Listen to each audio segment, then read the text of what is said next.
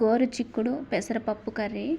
ఇందుకోసం మనము బౌల్లో పెసరపప్పు కడిగి నానబెట్టేసుకోవాలి. తర్వాత స్టవ్ పై కుక్కర్ పెట్టుకొని వాటర్ కట్ చేసుకున్న గోరు చిక్కుడుకాయలు ఉప్పు వేసి కుక్కర్కి మూత పెట్టేసి ఉడికించుకోవాలి.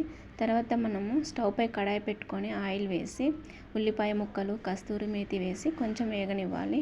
ఇందులో నానబెట్టుకున్న పెసరపప్పు వేసి ఉప్పు పసుపు వేసి బాగా వేయించుకోవాలి.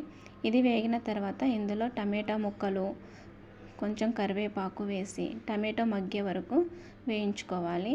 ఇందులో మనము కొంచెం ఎండు కొబ్బరి పొడి కారము వేసి కాస్త కలుపుకొని ఇందులో మనం బాయిల్ చేసుకున్న గోరు చిక్కుడు ముక్కలు వేసి బాగా కలుపుకోవాలి. మనం ఫ్రై కావాలి అనుకుంటే ఇక్కడికి స్టవ్ ఆఫ్ చేసుకోవచ్చు.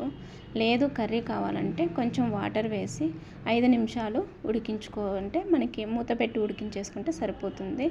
ఇలా ఇంకొంచెం దగ్గరకు పడే వరకు ఉడికించుకోండి. ఇప్పుడు మనకి ఇది కర్రీ రెడీ అయిపోయింది.